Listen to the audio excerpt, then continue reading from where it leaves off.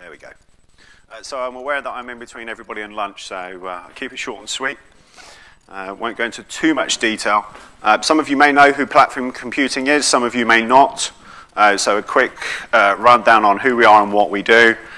We are the market-leading commercial software provider in HPC.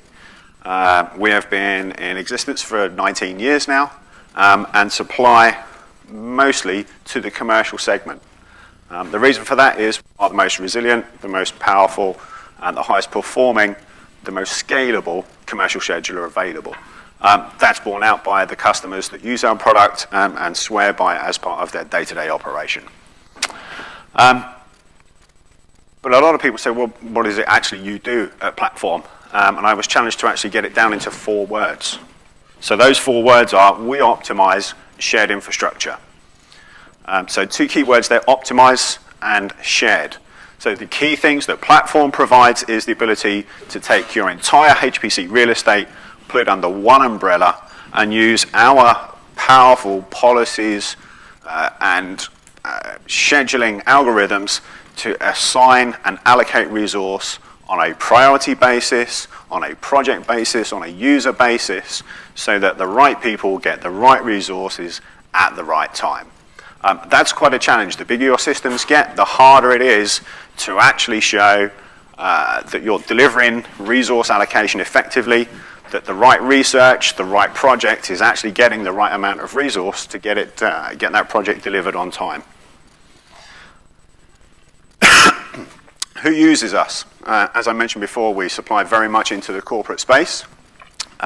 Financial services organizations use us. A number of the tier 1 banks use us every day as part of their value at risk calculations. They have to evaluate and assess just what their exposure is at the end of every working day. We're a key part of that with several of the leading global banks. We're the #1 supplier to the semiconductor industry. So people like AMD and NVIDIA and Broadcom and Texas Instruments actually use our product to design their product, which runs on their product. So it's quite a nice paradigm. So our software is used by AMD, running on AMD, to design AMD chips. That's quite a nice paradigm. We're very heavily involved in the aerospace and automotive sector. Every car company uses us. Every plane manufacturer uses us. Most of the big oil and gas companies use us. Our big push over the last couple of years, especially through our partners, has been education and research. So we're doing a lot more now with UK and European universities. We've just been included into the new HPC system that's going to be rolled out at STFC in the UK, which is going to be a 1.4 petaflop system. So we're massively involved in research and academia, and that's a really big push that we've got on right now. Couple of quick things as well in terms of what we see happening in the marketplace, and then I'm going to just talk a little bit about our products as well. So evolution of HPC as we see it, people started with clusters. They then want to connect those clusters together to create grids. But we see the evolution actually going into what we call HPC Cloud.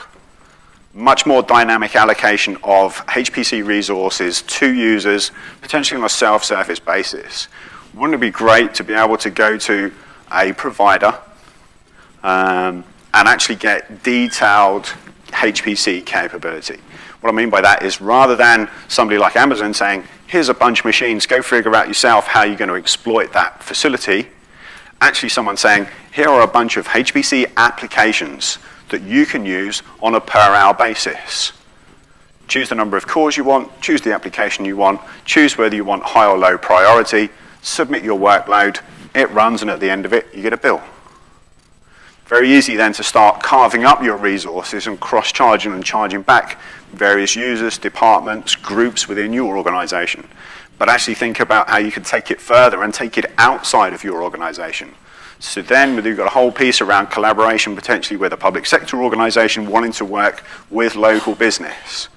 A lot of local business is hampered by the fact that they don't have HPC resource, so they can't do these complex designs and product evolutions. By working with a research center or a university, they can collaborate on that design, exploit the HPC facility at that site, and pay for what they've used.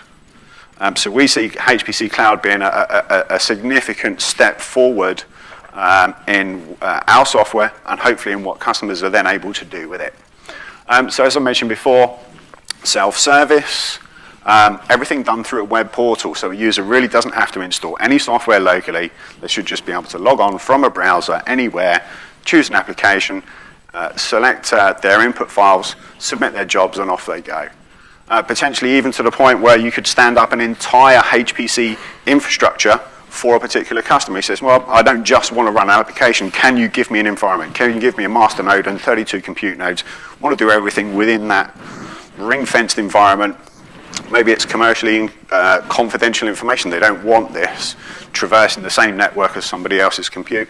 So how do we ring-fence that, stand that up, let that customer run that HPC workload, maybe on a temporary basis for 2 months. At the end of it, their work's done, shut those systems down, re-provision, and sell those cycles to somebody else. So I mentioned platforms products. We have 3 key product families. LSF is our commercial workload scheduler. It's probably what platform knows us, what you know platform for best. That's the product that the company was founded on. It actually came from our CEO's PhD thesis back in '92 on distributed computing. So a lot of evolution in LSF over the last 19 years. And as I say, it's used in some of the biggest HPC environments in the world. We then have platform HPC. This is taking a lot of the intelligence that we've established in scheduling, but also adding in cluster management, our commercial MPI libraries, our reporting and analytics tools, and our web-based job submission and job management portal. So what we're able to do there is completely web-enable your entire HPC, both from an administration and a user perspective. Then lastly, I mentioned before, platform Symphony, very much used in the financial services sector, but with some work that we've done recently, we've actually modified this to also support Hadoop workloads. And I'll come on to that just in a little while in terms of the improvements that we can bring to native Hadoop environments. So I mentioned LSF, a quick overview, and the graphic actually provides the best analogy, if you like, of what LSF can do. If you look on the top right, imagine the squares are your CPU cores or your CPUs. The blocks themselves are the jobs. So it looks a little bit like a game of Tetris. So on the left-hand side, an open source scheduler, not fully core and infrastructure aware, not able to place jobs, not able to backfill effectively. And on the right, platform LSF, playing the best game of Tetris that you could imagine. It's always looking to fill absolutely every single piece of resource with workload, but doing that driven by the policies and profiles and settings that you've configured in the system to make sure the right people get the right jobs executed at the right time. There's a whole bunch of add-on products to LSF as well. Analytics, if you want to deeply analyze who's doing what, when, and how, that's the tool to add to LSF to make that happen. License scheduler, a lot of our customers using commercial software licenses. There's always a challenge that as a job is submitted, it's going to attach a license to a pending job. That license can't be used by anything else, even though a job's not executing. Using our license scheduler product, we can make sure that licenses are only checked out at the point of execution of the job, but also we look at job slot availability to make sure that a job's not run until there's a slot available and a license available. So it makes much better use of licenses and potentially allows customers to only acquire the commercial licenses that they really need rather than over-provision. So typically, license scheduler will pay for itself if you're using a lot of commercial licenses because you'll be able to scale back on the number of licenses you actually need. Other tools, report, track, and monitor for basic analytics of what's going on. Process Manager allows you to glue a whole bunch of HPC processes together so that input at one end, you're guaranteed the same output at the other end by following a set of key processes that you've defined. If partway through Process Manager, one of the jobs fails, then it can be resubmitted automatically, so it will bring some fault tolerance to what you're doing as well. Application Center is the web-based application interface. MPI is the combined MPI technologies of both Scali and HP, which we acquired over the last couple of years. We've now put those two together to create the new platform MPI. And Adaptive Cluster is our, excuse me, our multi-OS tool. So we can actually, in combination with our scheduler, stand up specific environments based on workload demand. So you wouldn't necessarily want to configure your cluster with every possible operating system and software application installed. You'd potentially want to have some specific configuration environments to run specific apps. Potentially, we can stand up those environments on the fly based on job submission. So a user submits a job, it needs a particular operating system and a particular application, a particular set of files. If that's a pre-packaged template, that can be provisioned on demand. Those jobs can execute. At the end of it, those machines can be repurposed to another image and then run another set of jobs for a different application. I mentioned Symphony before, used in financial services, as I've mentioned. We've done a lot of work to leverage Symphony's scalability and resilience into the Hadoop world. Hadoop has a number of challenges in terms of its scalability and resilience. There's a number of single points of failure in the open source implementation of Hadoop. We've tried to take those out by leveraging our own grid. So Hadoop's job tracker is a single instance job tracker supporting a single application. So if you want to run multiple applications in Hadoop, you need multiple job trackers. That effectively means multiple clusters. What we've been able to do is actually leverage Symphony as the grid for Hadoop to allow multiple instances of multiple applications all submitted into our scheduler, and that to balance all of that workload. So we can have up to 300 applications running on a single Hadoop grid. That's extremely powerful and way more than you can do with open source right now. So as I mentioned, we bring high availability and scalability into the mix as well. One of the other things that we focused on is not forcing users to modify their Hadoop applications at all. So you write your Hadoop application just as you would currently, using the Hadoop languages. Java, Hive, Pig are two very common Hadoop languages. So what we've said is, well, we'll support those exactly as they are. So you don't need to change your application. We just put an adapter around it to capture that job and submit it into our grid here, rather than into the Hadoop grid here. Hadoop has another limitation, and that's the file system itself.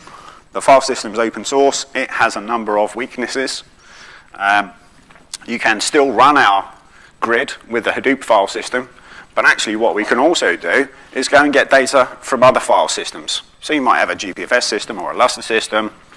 You might actually have a database that you want to do some Hadoop MapReduce tasks on, or a data warehouse. So we can actually connect our grid to any file system and still run Hadoop on it. So if you think about a customer that's already got a petabyte or two of data sitting on some existing robust enterprise storage, I think that customer is going to want to go and duplicate that storage into Hadoop in order to run Hadoop on it. Wouldn't it be far better to be able to run Hadoop into the file system that your data is already sitting on? So that's extremely powerful. We've got a lot of customers saying, yeah, that's great because I don't really trust the Hadoop file system. It's open source. It's unsupported. I'd be much better off if I could go and grab my data from my current file system and run MapReduce tasks on it. So last product I'm going to talk about is Platform HPC. As I mentioned at the start, this is the culmination of a number of different platform technologies that have been brought together to create a single product. So this is not a bundle or a package of different tools. This is a single product that installs from a single ISO that has a single license. So what does it provide? Cluster management, scheduling, MPI, job submission, reporting and analytics, and multi-boot. So we support Windows and Linux on the same cluster, and again, use the scheduler to determine how many nodes you need to run Windows, how many nodes you need to run Linux, based on what's in the queue. Why is a commercial HPC stack of such importance these days? There's a whole bunch of tools that you can download for free, Terry, so why would I want to choose your product instead? Well, the approach that a lot of people take in for their HPC is one of capacity. Buy as many CPUs as you can, and then give that kit to somebody in the lab, and for the next 3 months, they'll figure out what tools they need to build the cluster, what they need to run jobs, and how they're then going to get this as an up and running system. Well, that's still only the first part of the challenge. How do you then take that facility to your users and train them up to how to use it? If you've downloaded open source tools, they're almost certainly going to be command line. More and more users aren't familiar with the command line, and so that's a real barrier for their entry onto the system. So there's a number of points at which going for an open source solution is going to affect how quickly you can get up and running and how quickly your users can get up and running as well. So over time, we can see that potentially an open source solution is going to take you a long time to get up and running, but even longer to get your users up and running. Our approach is to say, well, I'm not going to accept that. Actually, I want this system up and running as quickly as possible. But more importantly, I want my users up and running as quickly as possible. The way we do that is we have a web-based job submission application that you can layer onto any single application that you want to run on your HPC cluster, whether that's in-house code or a commercial application. Job submission then becomes as simple as logging on through your browser, choosing the application you want to run a job for, entering the job parameters, number of cores, amount of memory, where the input file's got to come from, where it's got to go to, and click submit. So any user with a basic level understanding of HPC is going to be able to submit a job. So a lot of the universities that we talk to are saying, well, every year I'm getting a whole bunch of new students. They've never used command line in their lives. How the hell do I get these guys onto the system and get them productive quickly? So this is a great way because you're masking all of that complexity. If there's in-house apps and you've written your own submission scripts for those applications, we can actually take the script and turn that into a web form. So part of the tools that the administrator gets is a whole bunch of admin tools to build those templates, to determine what the parameters are for job submission. Reduces massively the number of incorrect jobs submitted. It frees up the administrators from taking those phone calls that say, how do I submit a job? What's the syntax for entering a job with these kinds of parameters? Part of the interface also allows users to go back in and see the progress of their jobs. So if they've got 10 jobs submitted, when they log in, they'll be presented with their 10 jobs.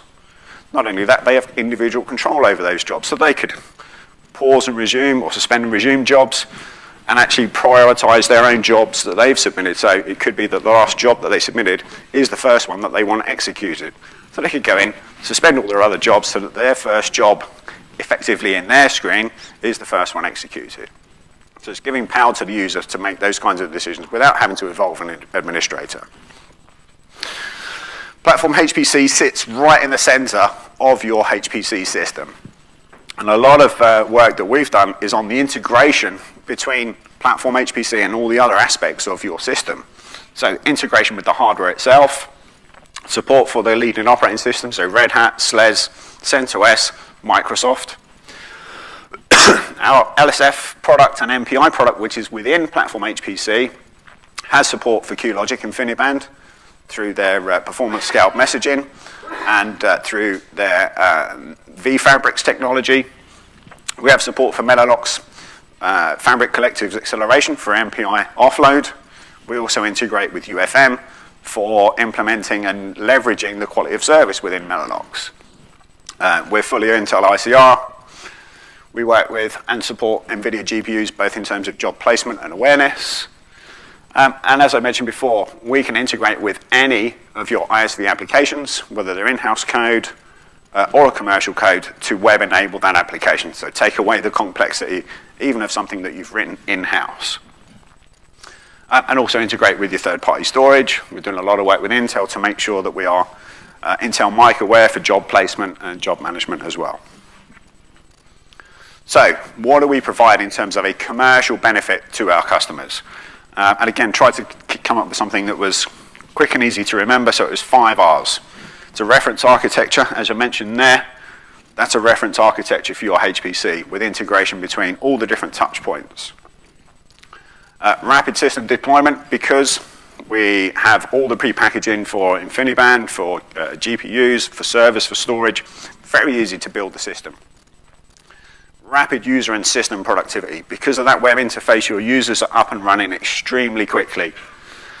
There's no point in running a HPC system without knowing what's actually going on. So reporting and analysis is really important as well. And ideally, that should all bring you reduced cost of ownership. So less administrators, less time spent providing support because users are much more empowered to run their own jobs and manage their own jobs themselves. Over the last 12 months, we've added a huge amount of new customers. This is just a snapshot of the customers that have invested in Platform HPC over the last 12 months. There's a whole bunch of new customers that I haven't had time to add to this slide as well. So we're really getting a significant footprint in the market with this technology.